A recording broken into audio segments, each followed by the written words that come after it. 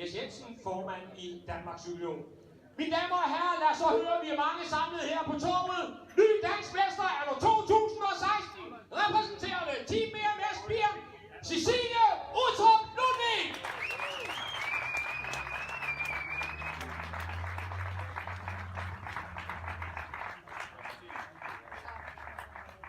Og det er formanden i Danmarks Cykelunion, Henrik Jes Jensen, som giver trøjen til Cecilie. Den er sgu lidt for stor, Cecilie, men det går nok. Og ingen kindkys, nej, det venter vi med, Og borgmester Knud Larsen giver medalje, også den officielle DIF-medalje, som tegn på den officielle dansk mesterskab for eliten.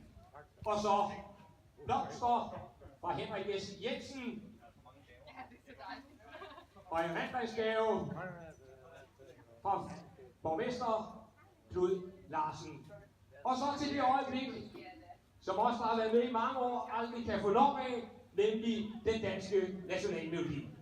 Lad os tage den med.